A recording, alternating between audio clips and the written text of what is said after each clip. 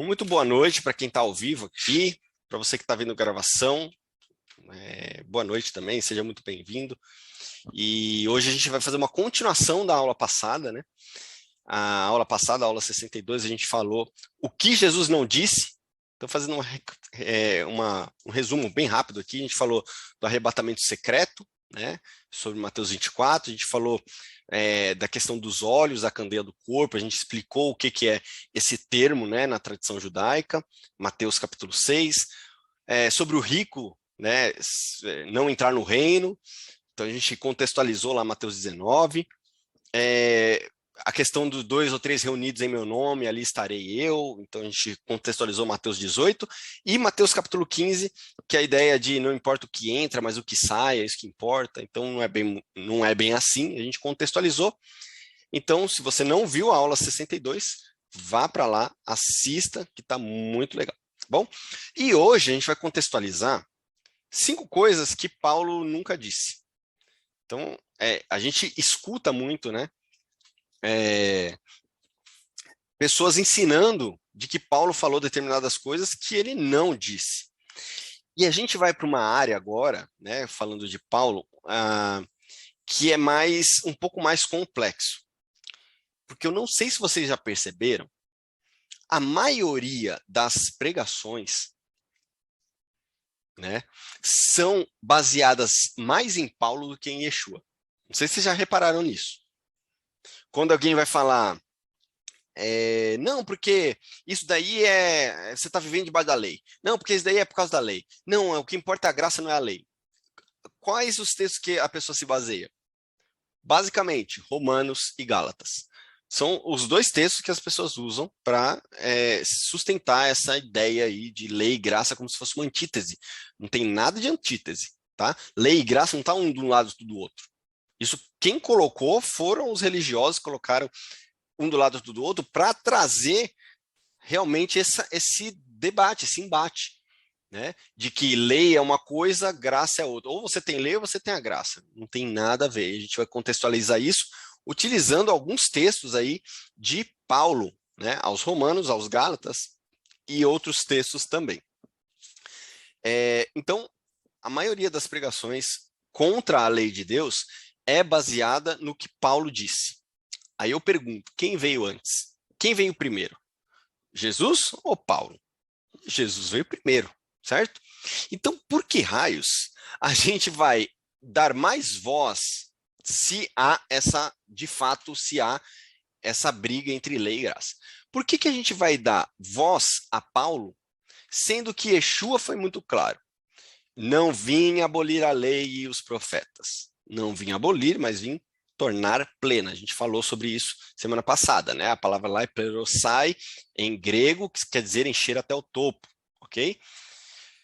Então, Paulo se torna mais importante do que Jesus, porque a palavra de Paulo tem mais poder, mais força do que as palavras de Jesus. E se a gente pegar, de fato, realmente o que cada um falou, a gente vai ver que Jesus nunca falou sobre graça. Jesus nunca falou sobre graça. Quem fala sobre graça é Paulo. Só que ele fala sobre graça num contexto. E é esse contexto que a gente vai analisar aqui algumas coisas de coisas que atribuem a Paulo que Paulo foi contra a lei de Deus. Isso não é só no meio cristão, não, tá? No meio judaico, não messiânico, né? Mas no meio judaico ortodoxo, eles utilizam esse tipo de informação para falar que Jesus não é o Messias porque ele acabou com a lei. Por que eles dizem isso? Porque o cristianismo se baseia no quê? De que Jesus veio trazer uma nova lei, foi o que a gente falou na quinta-feira, que já está disponível lá nas aulas do Instagram, né, na nossa plataforma também, você pode assistir. Então, Jesus veio instituir uma nova lei, é a lei da graça, é a lei de Jesus, é tudo bonito, tudo amor. Então, cria-se, né, então, um evangelho baseado em Paulo e não em Jesus. Em Paulo e não em Jesus. Então vamos lá. Se Jesus diz uma coisa, Paulo diz outra. Alguém está errado aí. ou Jesus está errado, ou Paulo está errado, ou as pessoas que estão lendo o texto de Jesus e de Paulo estão erradas. E eu prefiro crer que as pessoas que estão lendo, interpretando Paulo e Jesus estão equivocados.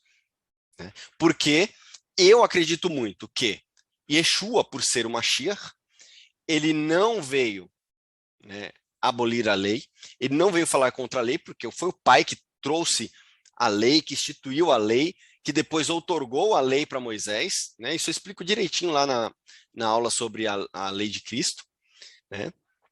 E Paulo, como um autêntico rabino, ele era um cara muito inteligente, ele era de um alto nível lá do Sinédrio também. Paulo era um cara muito culto, rabino, fariseu, né, temente à lei de Deus, praticante da Torá, né, da tribo de Benjamim, obediente à lei de Deus. Como ele ia ser contra a lei de Deus? E como ele fala lá em 1 Coríntios 11:1, sejam meus imitadores como eu sou de Yeshua. Como ele vai falar um negócio desse se Cristo fala uma coisa e ele fala outra, ele não é imitador de Cristo? Né? Então, não tem como. As pessoas estão interpretando errado. E é isso que a gente vai tentar destravar, tá bom? Então, a primeira coisa que eu quero pontuar aqui, que Paulo nunca disse, e que provavelmente vocês já devem ter escutado alguma vez aí de algum ministro, de algum pastor, de algum líder, enfim, que é o seguinte: nós estamos debaixo da graça e não vivemos mais pela lei. E atribuem isso a Paulo. Atribuem isso a Paulo? Sim. Citam lá Romanos capítulo 6. Olha o que diz Romanos capítulo 6, versículo 14. Talvez você esteja com a Bíblia judaica completa, aí não vai adiantar, porque o David Stern já fez o favor de dar aquela alterada, né, no texto, para que você possa entender o contexto. Então, se você tem a Bíblia judaica completa, ok. Mas se você tem uma outra Bíblia aí, eu queria que você pegasse essa Bíblia. NVI, Nova Tradução Linguagem de hoje, essas bem ruim mesmo. A Almeida, Revista Corrigida, Almeida, Revista Atualizada, enfim, escolha uma Bíblia que não seja a Bíblia judaica completa e leia esse texto comigo.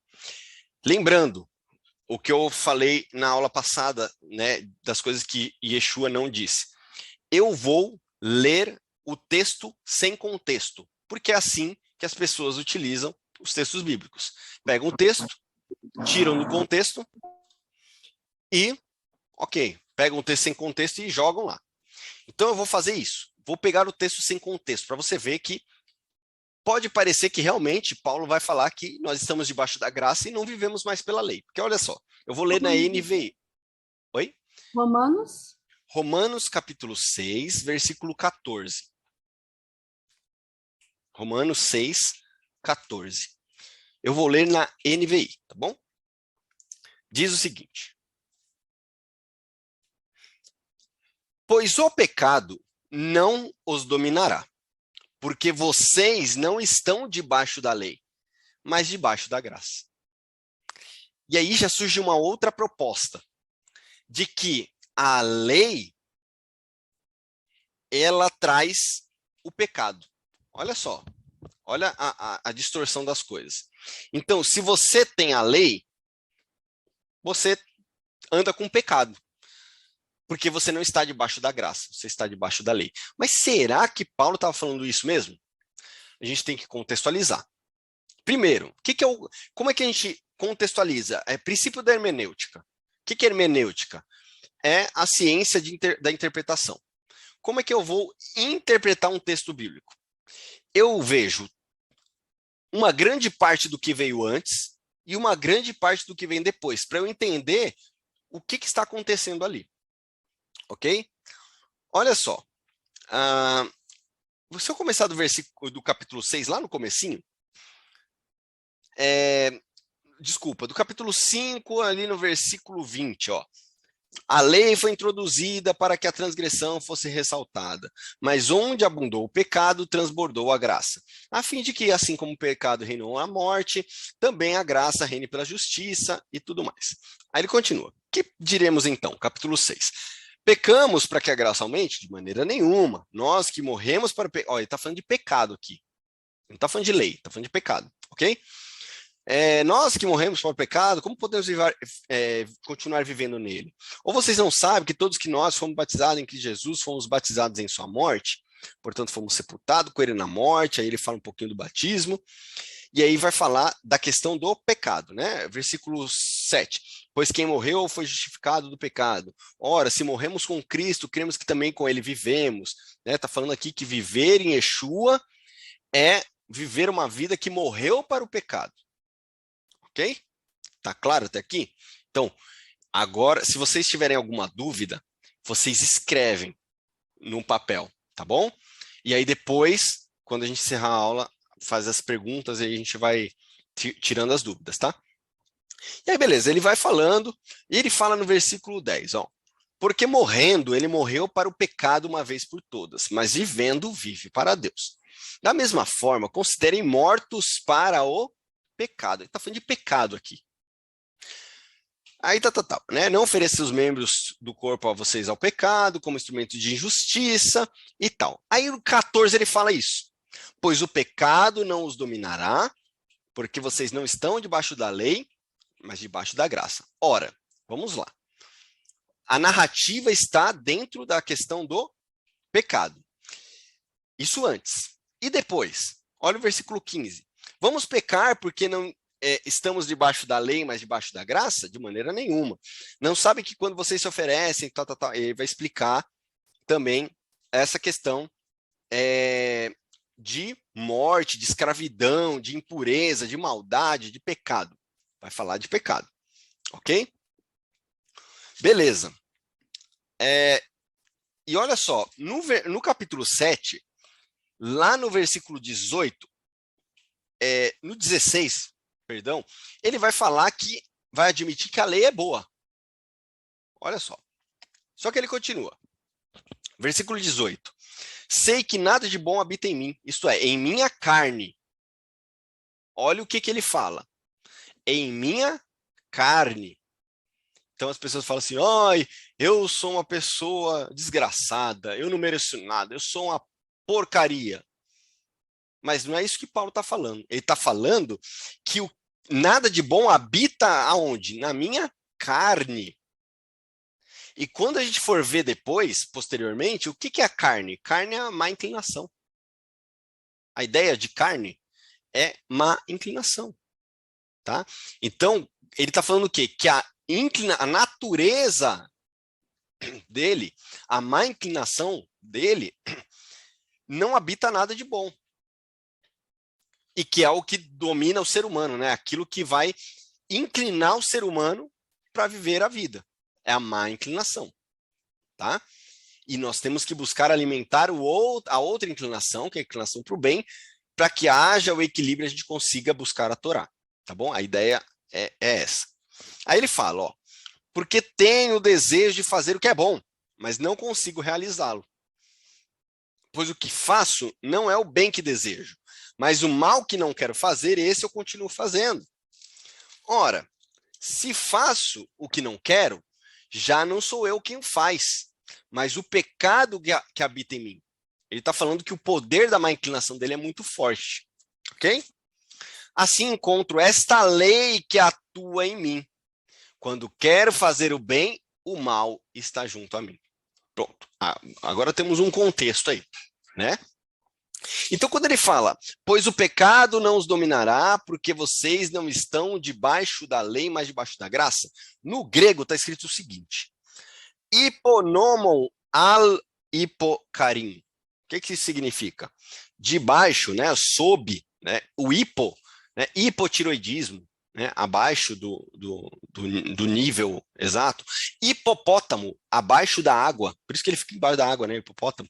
Então, o nome dele, né, mostra a essência dele, né? Então, o hipo é o que está abaixo. Então, debaixo, né, sob a lei, nomon é lei, lembra que a gente falou na aula de lei de Cristo, nomos, né? Afaste de mim, vós que praticais a iniquidade, tá? Anomia lá no texto grego, né? Sem lei, ok? Então, nomon, lei. Al, mas, hipo, de baixo, carin. Carin, lembra o quê? Carin lembra caridade. Então, a ideia de graça, no contexto aqui grego, é a mesma coisa de caridade. Então, você ser caridoso, né, é você ter graça diante do outro. Né? Graça, no contexto hebraico, está conectado com bondade. Hesed, bondade. Né? Então, graça aí tem a ver com bondade. Então, não estamos debaixo da lei, mas debaixo da bondade. O que Paulo quis dizer que não estamos debaixo da lei? Isso aqui é algo muito específico, tá? Quando Paulo fala, não estamos debaixo da lei, ele está falando que não estamos, porque nós estamos em Yeshua. Nós estamos com a bondade de Deus repousada sobre nós. Nós não estamos debaixo da maldição da lei. Maldição da Torá. Porque a Torá, ela traz maldição. Ah, Tiago, mas a Torá traz maldição? Claro que traz.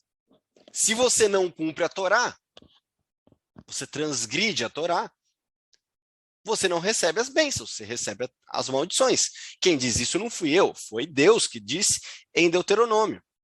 Eis que põe diante de vocês a bênção, a maldição, o caminho da vida e da morte. Escolham, pois, a vida. E aí ele cita, se vocês obedecerem atentamente os meus preceitos, vocês terão filhos, vocês terão uma casa abençoada, sua esposa, e vocês terão bênção, uma terra, vocês terão o que comer, o que vestir, ok. Mas, se vocês rejeitarem aquilo que eu estou colocando diante de vocês, vocês têm o livre-arbítrio, mas a gente colhe aquilo que a gente planta. Ah, eu não quero obedecer a lei. Tudo bem, mas você vai sofrer as consequências de não obedecer, porque a lei de Deus, ela não veio para te punir. A lei de Deus veio para te instruir. Por isso chama Torá, instrução. Por que a lei pune? Ela pune quem obedece? Não, ela pune quem? O transgressor. E quem é o transgressor? É aquele que está debaixo dela. No sentido de, aquele que está debaixo da lei é aquele que anda transgredindo a Torá. E aí Paulo fala, vocês não estão mais vivendo uma vida de transgressão da Torá. Porque agora vocês têm Yeshua. Vocês estão em Yeshua, vocês têm o maior rabino de todos os tempos está com você. Então você tem a Torá de fato ali para que você possa obedecer. E aí você estará debaixo da bondade de Deus. Por quê? Porque você vai andar debaixo de obediência. Nada mais claro que isso. Então, você andar em obediência, você vai ter a bondade de Deus. Né? Ah, se eu falo, eu vivo a graça de Deus, então você tem que obedecer os mandamentos. Né? Quem é aquele que ama a Deus? É aquele que obedece os mandamentos. Aqueles que obedecem o mandamento e os guarda, esse é quem ama a Deus. Então, quando Paulo está falando isso, está todo num contexto de pecado. O que é pecado? É a transgressão da Torá. Esse pecado, a transgressão da Torá, ele fala, vocês não estão mais transgredindo a Torá, mas vocês estão debaixo da bondade de Deus. Porque Deus te chamou para uma vida de obediência. E aí você obedece à lei, você obedece à Torá, porque você ama ao Criador. Então, esse negócio que estamos debaixo da graça e não vivemos mais pela lei, é só uma desculpa para as pessoas que acham que, se Jesus cumpriu a lei, ele cumpriu por mim, eu não preciso cumprir. Né? É o discurso do preguiçoso. O preguiçoso é assim, ó, você faz aí, ok, eu não preciso fazer. Sabe aquele, quando você faz faculdade, e aí você vai fazer trabalho em grupo, o TCC, temido TCC em grupo. Aí tem um cara lá que não faz nada. Aí vai, não, vocês fazem aí, vocês falam, eu só leio um negocinho lá, resolvido o problema. Não é assim que funciona. Funciona na faculdade, funciona. Mas na vida espiritual isso não funciona. Porque cada um será julgado conforme o seu procedimento. Tá bom? Então, se tiver alguma dúvida nesse texto, vocês já escrevem aí, escrevem num papel e depois a gente discute sobre isso. Mas não estamos debaixo da graça e aí a gente elimina a lei. Isso não existe, tá? Esse texto não está falando sobre isso. Está falando sobre viver debaixo do pecado. Porque aí a punição da lei vai acima de você. Aí você vai estar debaixo da lei, né? Preso à lei. Porque você não obedece. Né? A lei é para o transgressor, de fato. Né? Não quer dizer que a gente não vai ter lei. Não. Lógico que a gente vai ter lei. É engraçado, né? As pessoas falam assim, não, lei é para quem transgride a lei. Ué, então você não transgride lei nenhuma. Você é o santo então. E João, né? 1 João diz o quê? Aquele que diz que não tem pecado, engana-se a si mesmo. Né? Eu vou ler o texto aqui para vocês, ó. 1 João, aqui, ó. 1 João 1, 10. Diz assim, ó, se afirmamos que não temos cometido pecado, fazemos de Deus um mentiroso e a sua palavra não está em nós. Então você fala que não precisa de lei? Isso quer dizer que você nunca vai transgredir lei. Você é um santo. Né? E a gente sabe que o contexto de justo é outra coisa, né? Nas escrituras. Aquele que tem prazer na lei de Deus. Né? Que busca a retidão através da lei de Deus. Não é aquele que não precisa de lei porque tem Jesus no coração e vive uma vida. Não, vive uma vida na graça. Aí você vai puxar a ficha do cara. Né? Então temos que ter cuidado, né, com esse tipo de discurso, tá bom? Então essa é a primeira coisa que Paulo nunca disse. Né? Ele nunca fez esse contraponto. Mas a gente vai continuar aí com algumas coisas sobre a lei, porque gosto de colocar aí algumas coisas na boca de Paulo que ele não falou, né? O segundo ponto é: ninguém é justificado pela lei. Paulo nunca disse isso. Mas Gálatas, olha lá, os textos clássicos, né? Romanos, Gálatas. Gálatas capítulo 2, versículo 16. Eu vou ler na NVI, que está bem. Deixa eu pegar aqui só a nova tradução na linguagem de hoje, que eu julgo ser a pior versão de todos os tempos. Pior até do que a mensagem, eu acho. A nova tradução na linguagem de hoje. Vou até ver como é que está aqui, porque a NVI já está ruim. Talvez, eu acho que não deve estar pior aqui. No, vamos ver. Aqui, ó, Gálatas, capítulo 2, versículo 16. Deixa eu ver. Opa, estou lendo Efésios. Eu já li uma coisa em Efésios aqui que, olha, misericórdia. Mas a gente vai chegar lá. Gálatas 2, 16. Deixa eu ver aqui. Ah, aqui, ó, tá pior. Consegue tá pior. Mas eu vou ler na NVI, depois eu leio na nova tradução da linguagem de hoje. Diz assim, ó, vou ler sem contexto. Sabemos que ninguém é justificado pela prática da lei, mas mediante a fé em Jesus. Assim, nós também cremos em Cristo Jesus para sermos justificados pela fé em Cristo, e não pela prática da lei, porque pela prática da lei ninguém será justificado. Isso é o que está na NVI. Está pior aqui na nova tradução da linguagem de hoje, que diz o seguinte: mas sabemos que todos são aceitos por Deus, somente pela fé em Jesus Cristo, e não por fazerem o que a lei manda. Assim, nós também temos crido em Cristo Jesus, a fim de sermos aceitos por Deus pela nossa fé em Cristo, e não por fazermos o que a lei manda, pois ninguém é aceito por Deus por fazer o que a lei manda. Tá bem ruim aqui, né? Então, quem só tem essa versão aqui, né, é complicado. Bom, vamos contextualizar aqui o texto de Gálatas 2,16. Gálatas capítulo 2 vai começar falando de um evangelho, né, capítulo 1, né? Vai começar falando de um falso evangelho aí. Paulo está falando de um falso evangelho. E aí, ele vai falar lá, ó, versículo 6 do capítulo 1. Admiro-me que vocês estejam abandonando tão rapidamente aquele que os chamou pela graça de Cristo para seguirem outro evangelho. Que outro evangelho é esse? Está lá em Gálatas 2, de 2 a 5.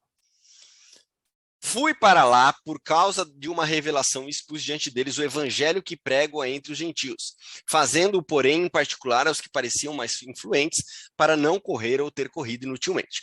Mas nem mesmo Tito, que estava comigo, foi obrigado. A palavra aqui é obrigado, tá? Não é a outra palavra aqui que vem depois, que é obrigado a circuncidar-se, apesar de ser grego. Paulo não está condenando a circuncisão aqui, ele está condenando a obrigatoriedade para que o gentio se achegasse ao povo de Israel e tivesse as heranças, promessas e tudo mais. Versículo 4. Essa questão foi levantada porque alguns falsos irmãos infiltraram-se em nosso meio para espionar a liberdade que temos em Cristo Jesus e nos reduzir à escravidão. Não nos submetemos a eles, nem por um instante, para que a verdade do evangelho permaneça com vocês. E aí ele vai falar, né?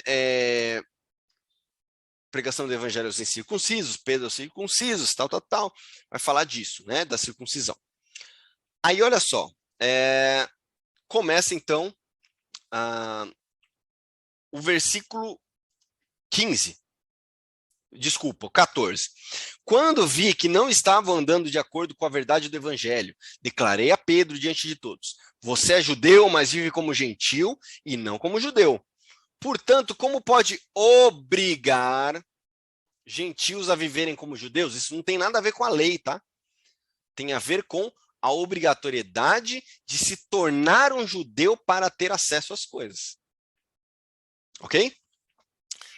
Nós, judeus de nascimento e não gentios pecadores, sabemos que ninguém é justificado pela prática da lei. Ponto. Prática da lei aqui, aí eu vou fazer uma pergunta. Será que ninguém é justificado pela lei? Vou abrir lá em Tiago. Abre lá. Tiago, capítulo 2, versículo 14. Então o texto fala lá que nós somos justificados, não somos justificados pela prática da lei, mas sim pela fé em Jesus. Olha o que diz Tiago 2,14. De que adianta, meus irmãos, alguém dizer que tem fé se não tem obras? Acaso a fé pode salvá-lo? E aí? Só a fé em Jesus salva? Se um irmão ou irmã estiver necessitando de roupas e de alimento de cada dia, e um de vocês lhe disser, vá em paz, aqueça-se, alimente-se até satisfazer-se, sem, porém, lhe dar nada, de que adianta isso? Assim também a fé por si só, se não for acompanhada de obras, é morta. Mas alguém dirá, você tem fé, eu tenho obras. Mostre-me sua fé sem obras, e eu lhe mostrarei a minha fé pelas obras. Você crê que existe um só Deus? Muito bem, até mesmo os demônios creem e tremem. Insensato. Quer certificar-se de que a fé sem obras é inútil? Não foi Abraão, nosso antepassado, justificado por obras, quando ofereceu seu filho Isaque no altar?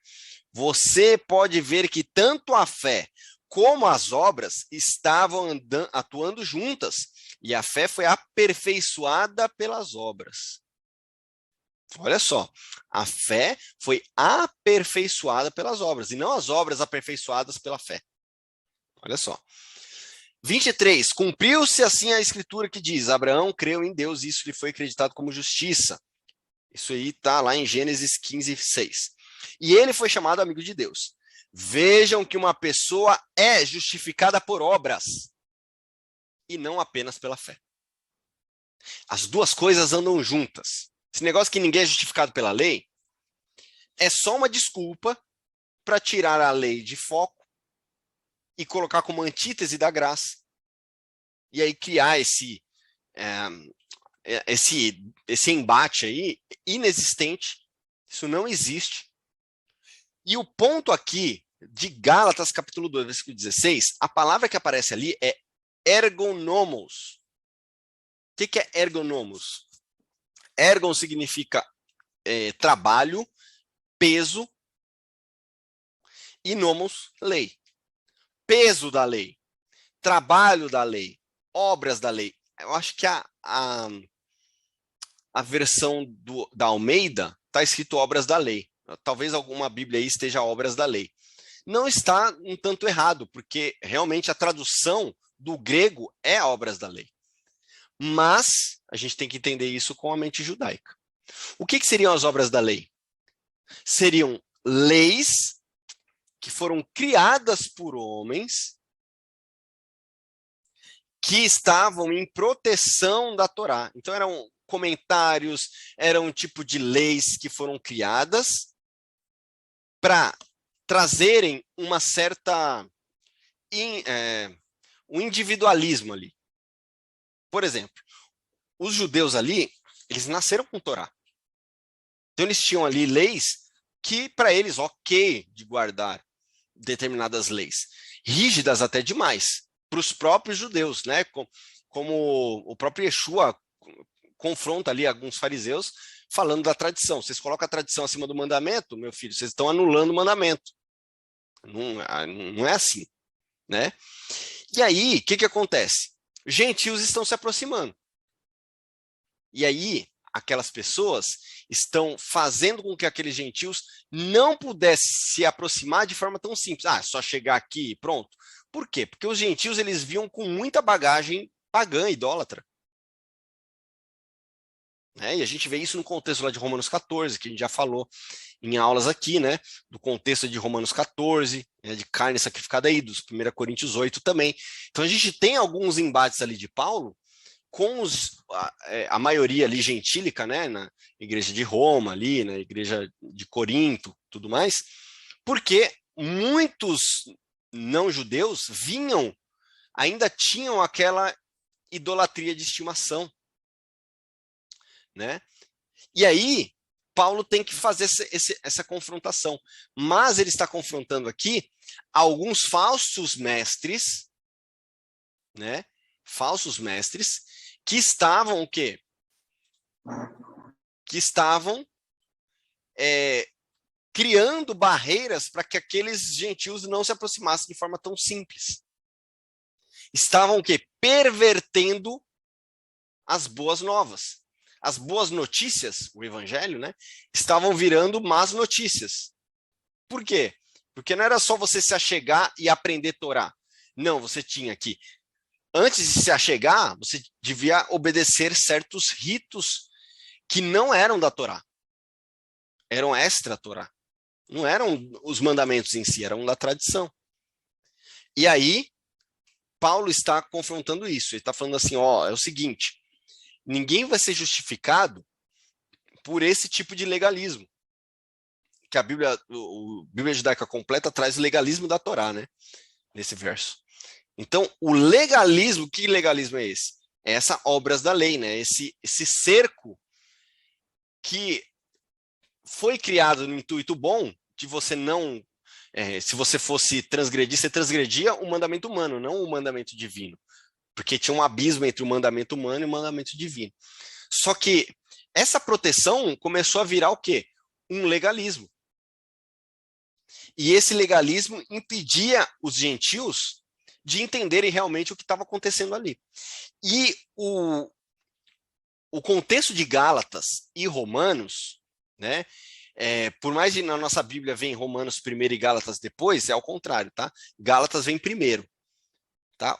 A narrativa de Gálatas é antes de Romanos. Então, se você pegar os dois, né, Gálatas e Romanos, e você ler os dois como se fosse uma coisa só, você vai ver que o assunto é o mesmo. Paulo vai falar também de circuncisão lá em Romanos 2, Romanos 3. Né? Ele vai falar assim, ó, se o incircunciso cumpre a Torá, ele não vai ser chamado de circunciso? Porque circunciso não é aquele que guarda a Torá? E aquele que é circuncidado, né, no corpo, mas não guarda a Torá? Esse cara é chamado de incircunciso, porque não faz o que realmente é para fazer. Então, aí ele vai falar depois, né, Romanos 3.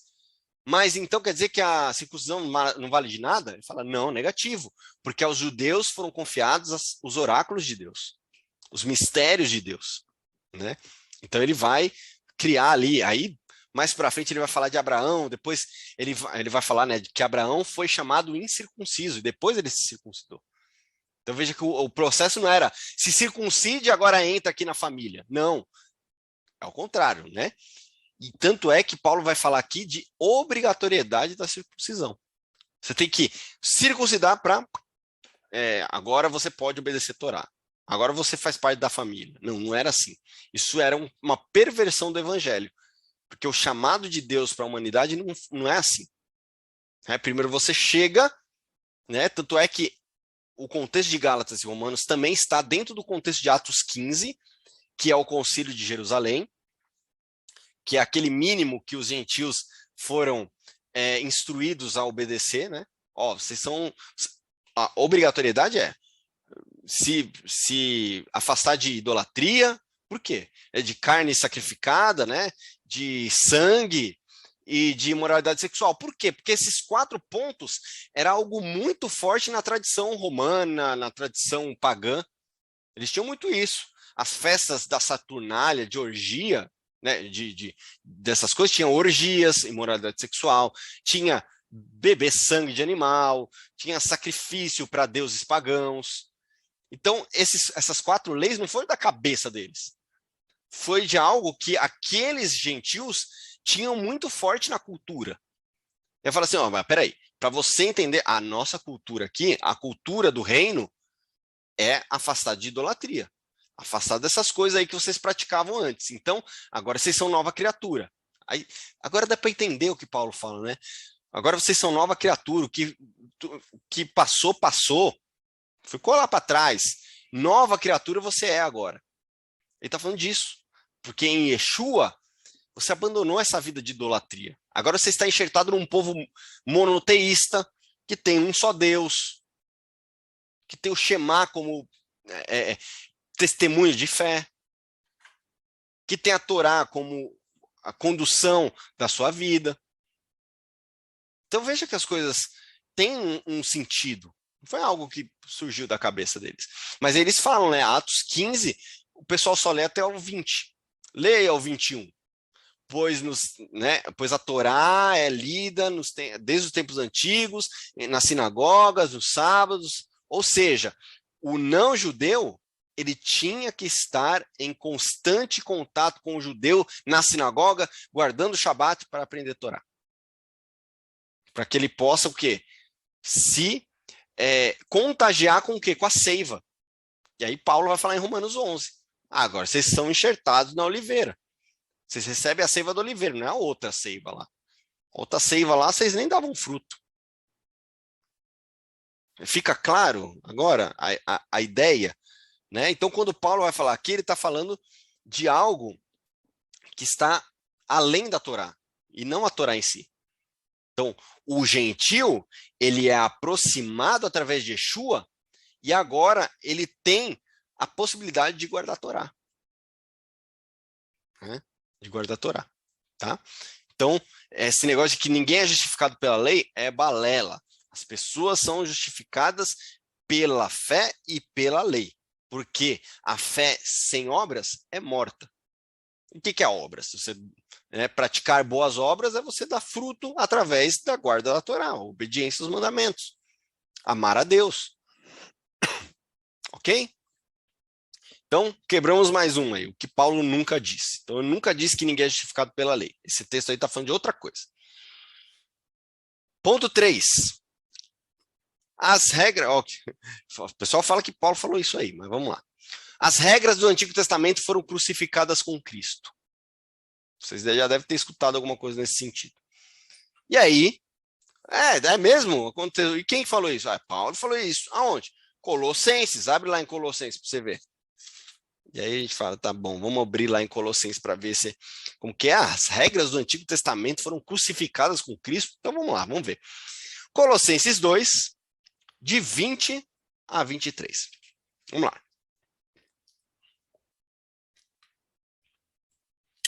Diz o seguinte, ó. Já que vocês morreram com Cristo, e Cristo morreu onde? Na cruz, né? Tá bom. Já que vocês morreram com Cristo para os princípios elementares deste mundo, por que, como se ainda pertencessem a ele, vocês se submetem a regras? Não manuseie, não prove, não toque. Todas essas coisas estão destinadas a perecer pelo uso, pois se baseiam em mandamentos e ensinos humanos. Essas regras têm de fato a aparência de sabedoria, com sua pretensa religiosidade, falsa humildade e severidade com o corpo, mas não tem valor algum para refrear os impulsos da carne. Eu faço uma pergunta honesta aqui. Será que Paulo está falando da Torá aqui? Vamos lá. Versículo 23. Regras de aparência de sabedoria. Torá só tem aparência de sabedoria? Falsa humildade. A Torá é falsa humildade? Severidade com o corpo. A Torá é severidade com o corpo? Não tem valor algum para refrear os impulsos da carne. Ué, mas não é isso que o rei Davi fala, né? O rei Davi não fala isso. Fala que você tem que guardar, né, a Torá, né?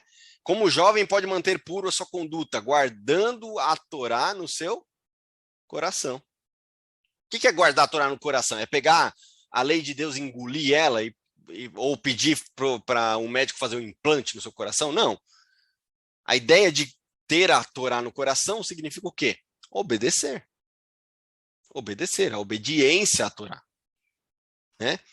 Então aqui o texto é muito claro, mas por que eles citam esse texto? Porque lá no versículo 13 diz o seguinte, ó: quando vocês estavam mortos em pecados e na incircuncisão da sua carne, Deus os vivificou com Cristo.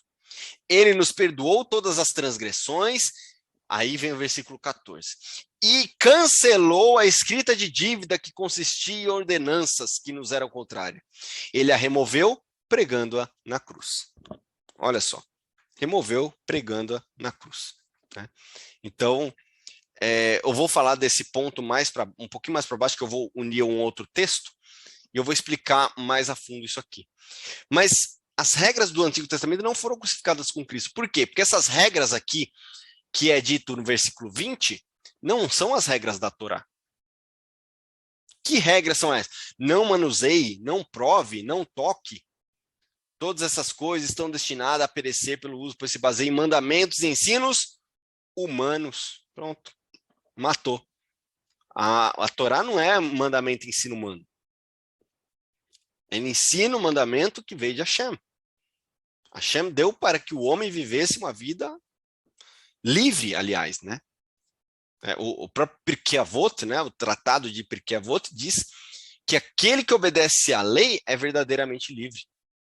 Né? Ele até faz o jogo de palavras, né? Da palavra harut e herut. Herut, harut é a mesma coisa no hebraico. Então, uma significa talhada, gravada, como a lei foi gravada na tábua, e a outra significa liberdade. Olha só. Então, a ideia de que a lei foi gravada, foi talhada na pedra, ela não tinha a pretensão de ficar talhada na pedra. Ela teve a intenção de quê? Dar a liberdade para o homem. Por quê? Porque só quem é livre é aquele que obedece a Deus. Porque se você não é livre pela lei de Deus, você vai ser escravo da lei do pecado. Aí volta aquilo que a gente falou anteriormente. Tá bom? Então, as regras do Antigo Testamento não foram crucificadas com Cristo, porque esse texto não está falando de Torá. Está falando de regras que o povo pagão vivia lá. Né? E que foram aí contextualizadas aí, né?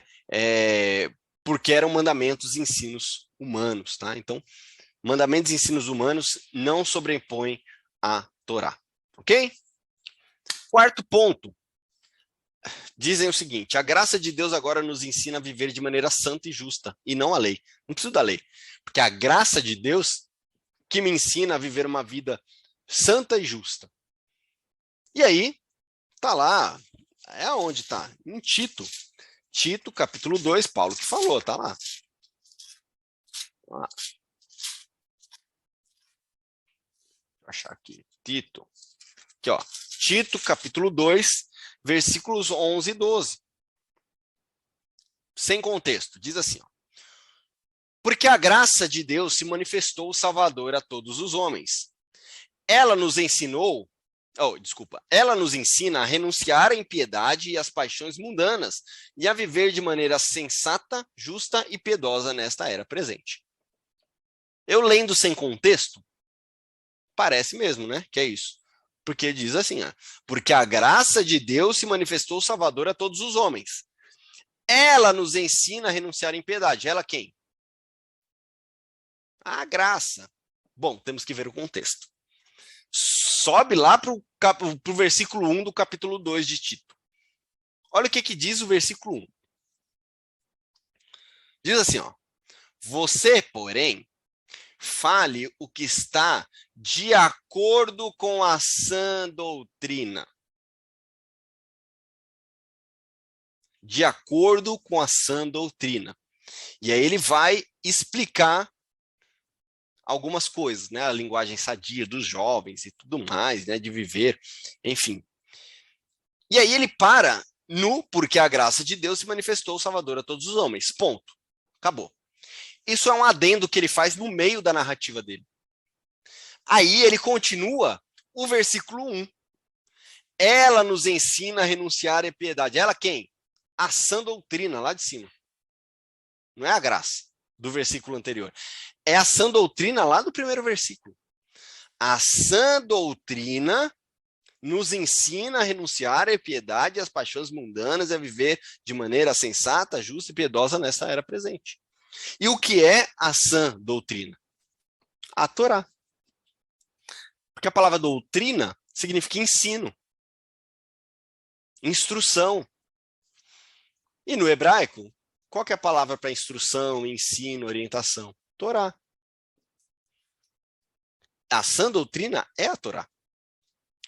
Então, ela nos ensina a renunciar à piedade, é a sã doutrina que está lá no primeiro versículo. Se a pessoa pega o texto e tira do contexto, aí vai dar razão para a pessoa, né?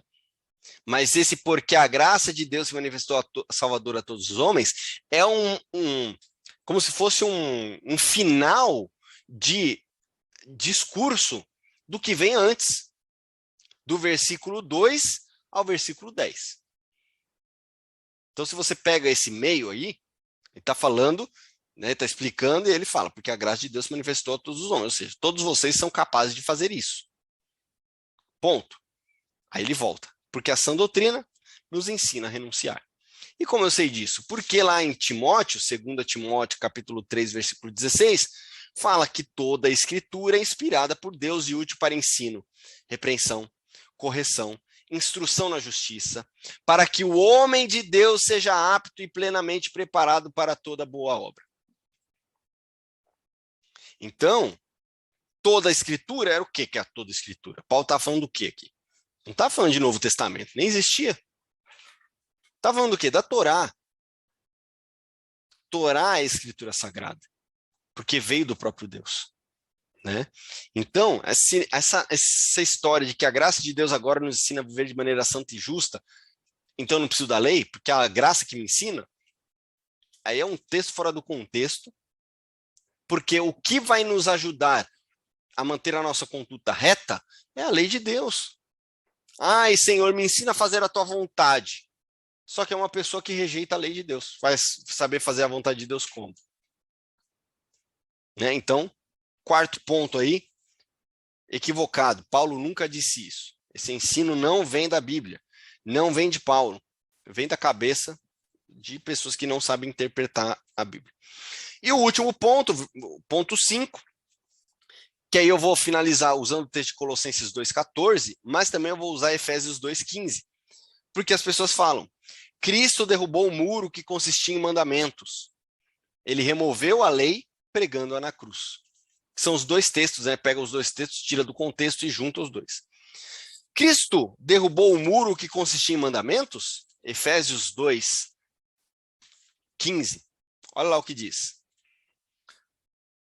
Versículo 14 e 15, né? Pois ele é a nossa paz, o qual de ambos fez um, e destruiu a barreira, o muro de inimizade, anulando em seu corpo a lei dos mandamentos expressa em ordenanças. Vou fazer uma pausa aqui, ok? Isso aqui está no português, ok? Colossenses 2:14. Diz assim, ó. E cancelou a escrita de dívida que consistia em ordenanças e que nos eram contrárias. Os dois textos trazem a palavra ordenança. Ok? Não sei no texto de vocês aí, mas na NVI traz os dois textos. Versículo 15 de Efésios 2 e versículo 14 de Colossenses 2. Traz a palavra ordenanças. Se você for no grego, adivinha a palavra que aparece aí que foi traduzido como ordenança. Será que vocês vão adivinhar que palavra? Eu vou dar uma dica, hein? É uma palavra que o Pardês fala muito. Muito, muito. Toda hora a gente está falando dessa palavra. Dogma. Então, vou ler agora o texto com a tradução correta. Olha só. E anulando em seu corpo a lei dos mandamentos expressa em dogmas. O que é dogma? É uma doutrina irrefutável criada por homens. Ele não está falando da Torá aqui, não. Está falando de leis criadas por homens, dogmas. Agora, Colossenses 2:14. E cancelou a escrita de dívida, que consistia em dogmas, e que nos eram contrários. E o que ele a removeu, não foi nem o dogma que ele removeu. O dogma era o que consistia o quê? A escrita de dívida. Yeshua removeu e colocou na cruz o quê? A dívida. A escrita de dívida. Não foi a Torá que ele pôs na cruz. Não faz o menor sentido isso. Foi a escrita de dívida, que consistia em dogmas. Os dogmas faziam com que as pessoas perecessem. Mas Yeshua vem e traz a plenitude da Torá. Ele fala assim, ó, cuidado, vocês estão ouvindo os caras pregando dogma aí e aceitando de alma aberta. Mas eu vos digo, Yeshua pega a Torá e ensina de forma plena. Yeshua anulou a Torá de maneira nenhuma. Ele veio trazer a plenitude da Torá para aquelas pessoas, para os judeus, né? E depois os judeus propagaram aí para o mundo, né? Então, mais uma coisa que a gente quebra aí. Então, não, esse papo de que estamos debaixo da graça e não vivemos mais pela lei. Não. Ninguém é justificado pela lei. É coisa que o pessoal cria para tirar a responsabilidade de cima de você. Tudo é o diabo, né? Tudo é o problema é sempre do outro, nunca é você, né? Então, vamos assumir as responsabilidades. O pessoal quer aliança, nova aliança. Nova aliança é para mim. Lê lá Jeremias para você ver. Eis que instituo uma nova aliança com a casa de Israel, com a comunidade de Judá. Você é da casa de Israel, comunidade de Judá? Não era. Agora é porque você foi enxertado. Só que o enxertado recebe a seiva. A seiva do quê? Da Torá. Então não é só bênção, herança, alianças que você recebe, não. É a responsabilidade. Por quê? Porque a nossa vida, né? Qual que é a diferença nossa para o judeu? Como ser humano, nenhuma. Nós fomos feitos à imagem e semelhança de Deus. E o não-judeu que é enxertado não tem mais diferença para o judeu. Por isso que Paulo fala, ó, é o seguinte, Yeshua derrubou o muro de inimizade. O que era antes só judeu, agora é judeu e gentil juntos. Só que não é o judeu que é enxertado no paganismo. É o pagão que se converte a Deus e elimina toda os seus dogmas, né? Se conectando com o povo judeu que busca a Torá, né? E que busca em Yeshua, né? Porque Yeshua faz essa conexão, tá? Então, as regras do Antigo Testamento foram crucificadas com Cristo? Não tem nada a ver, nada. O que foi crucificado com Yeshua, né? Que aí a gente fez o 4 e o 5 também, né? que a lei não nos ensina a viver de forma santa e honrosa, que Cristo derrubou o muro de mandamentos e removeu a lei pregando na cruz, isso é dogmas. Dogmas foram colocados na cruz. Mas o que a gente vê ao longo da história? Os dogmas sendo colocados de novo. Não, porque a Trindade é isso, né? Porque você é obrigado a ir numa igreja local para dar o seu dízimo. Você só pode dar o dízimo lá, tá? Dogma. Não, porque Jesus nasceu no Natal e a gente celebra o Natal. Dogma. Ah, não, porque só a Escritura, só deu glória, só a graça, só Cristo, só não sei o quê. Sola para lá, sola para cá. Né? Mas para quê? Para justificar algo que não é justificável. Não tem como você colocar Paulo contra a Torá. Tem na cabeça dessas pessoas, né, que criam dogmas religiosos, né, ou o arrebatamento secreto dos últimos dias. Aliás, dia 16, né, estão falando aí eu não lembro o nome do falso, Romilson, acho. Romilson é um falso profeta aí que fica falando que Jesus vai voltar, o arrebatamento dos santos vai ser dia 16 de abril, tá? Então se preparem aí, né, para serem arrebatados. Batismo no fogo, por exemplo, né? Não, porque você tem que ser batizado pelo fogo, sendo que o contexto é outra coisa, né? Enfim, outra coisa, né? Falando de dogma, um dogma aí, né? A gente está chegando em Pêssar, outro dogma: Jesus morreu na sexta, ressuscitou no domingo. Agora conta aí para ver se dá 3 dias e 3 noites. Não dá. O dogma também. Vou celebrar, né? A Páscoa, né? A pessoa celebra sexta-feira, olhe lá, sábado daquele jeito, a domingo da paixão, agora vamos lá para a igreja e faz aquele negócio todo, aí no final recebe uns ovos de Páscoa e vai para casa, né? E pronto. Só que o que é a festa de Pêssar? 7 dias com pães sem fermento, não é nada gostoso, né? Então é uma semana para a gente realmente olhar para dentro, né? Paulo fala lá da questão da ceia. Ceia, né, foram mudando um pouco a questão da ceia. A ceia está conectada com o Pêssar, ok? Então por isso que Paulo fala para discernir o corpo, né, e o sangue. Por quê? Porque Pêssar é uma festa, né, uma celebração que a gente tem que saber discernir o que é aquilo, para que a gente não caia em maldição, né, não caia em contradição. Né? Enfim, vão criando vários dogmas daqui, dogmas de lá, e o que essas pessoas estão fazendo? Reconstruindo o muro que Yeshua derrubou. Mas se Yeshua derrubou o muro, por que então eu tenho que viver desses dogmas? Por isso que a gente sempre vai colocar aqui. Nossa missão é quebrar dogmas, porque a gente não pode viver uma vida com um muro que Yeshua já derrubou, um muro sendo levantado por homens de novo. E que a gente possa realmente olhar, né, para as escrituras, para a Torá, né, de fato, para entender o que o Eterno quer de nós, e que a gente possa olhar com muito cuidado para aquilo que estão ensinando, né, para nós, para as pessoas, e saber discernir. E Pêssar vai ser o tempo ideal para a gente começar a criar esse discernimento na nossa mente, né? Paulo fala de discernir o corpo e o sangue, né? Então é um ótimo momento para a gente fazer essas distinções, fazer essa análise de consciência, né? Aí a gente emenda, né, com 7 degraus para Pentecostes, para Shavuot, que são os 7, as 7 sefirot, né, que a gente vai fazer uma análise, né? Isso tudo está na nossa masterclass Além da Cruz.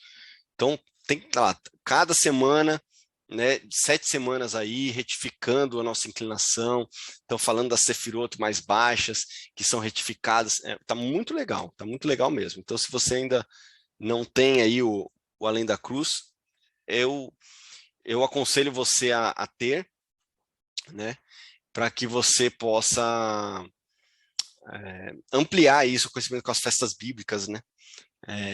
E ter esse conceito aí de que a gente está aí entrando numa festa que vai dar luz a todas as outras festas, né? Isso é muito interessante, né? Porque o ano começa em Pêssar. Pêssar começa, e aí todas as outras festas estão conectadas a Pêssar. E olha só que interessante, o que acontece em Pêssar?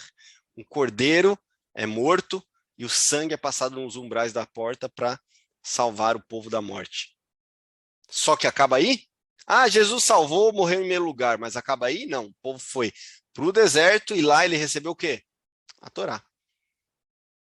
Então, uma fé sem obras é morta, não adianta de nada. Então, que a gente possa viver realmente uma vida de Torá, né? Porque isso vai aprimorar a nossa emuná, a nossa fé, a nossa confiança, né? A nossa fidelidade ao Criador, tá bom? Que o Eterno possa abençoar vocês e nos vemos na próxima aula, se assim o Eterno permitir. Shalom, shalom.